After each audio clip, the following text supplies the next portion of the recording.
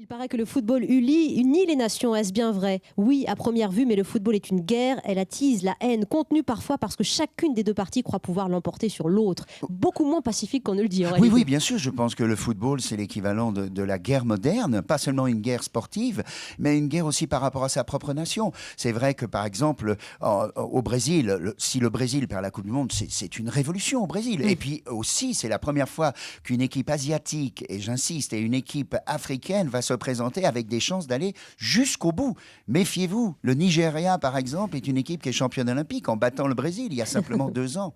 Clara, tu voulais réagir sur ce livre, Foot, Samba et Brazuca. Oui, vous avez écrit dans votre livre que le foot devrait reprendre des éléments du football américain. Oui, oui, c'est-à-dire que je pense que le respect entre l'arbitre et les joueurs et les entraîneurs au football américain est 10 fois supérieur à celui en France, en Europe, dans le monde en ce moment. Je pense que le chef d'orchestre qui est l'entraîneur doit pouvoir parler à ses joueurs, s'entretenir. Et c'est pour ça que je défends l'idée de 3 mi-temps et pas de 2 mi-temps, pour pouvoir à la fin de chaque mi-temps remettre les pendules à l'heure. Je suis persuadé que plein de matchs auraient une puissance physique supérieure si on séparait les 1h30 en 3 mi-temps. Il en a des idées, Francis Fuster. Hein. Il y en a beaucoup, il y en a beaucoup. Il y a aussi des idées un peu révolutionnaires. Je vais vous dans le livre, montrer bien les sûr. enfants, vous qui êtes, et puis alors tous nos auditeurs évidemment, même si nous suivez en vidéo sur europe1.fr, nous sommes avec des collégiens, ce qu'est un grand acteur. Je vous ai tiré, Francis Huster, le commentaire de Thierry Gilardi, c'était ce soir du 9 juillet 2006, France-Italie, finale de la Coupe du Monde de foot à Berlin. Je voudrais que vous lisiez ce qui est... inscrit ici, Oui, avec cette ambiance de stade derrière vous. Ça commence, c'est à vous, vous êtes dans l'ambiance, Francis. Il y a faute sur Materazzi. Mais qu'est-ce qui s'est passé? Le juge ne semble pas intervenir. On voit Zizou. Oh, Zinedine. Oh non, ah pas ça, ah pas ça. Ah Zinedine, oh non, pas ça. Oh pas aujourd'hui, pas maintenant, pas après tout ce que t'as fait. Aïe, aïe, aïe, oh non, oh Zinedine.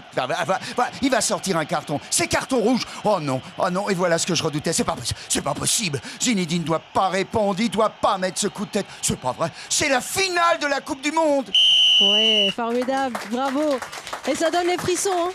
Ça donne des frissons quand on entend Francis et que vous voyez cette image, elle est restée gravée dans votre mémoire. Alors, Francis, gravé dans la évidemment. mémoire, parce que c'est sûr qu'on aurait probablement remporté cette finale sans ce coup de tête. Mais en même temps, il restera dans l'histoire parce qu'il a quand même réagi un petit peu comme le Cid, comme Rodrigue. On insulte sa famille, on insulte sa sœur.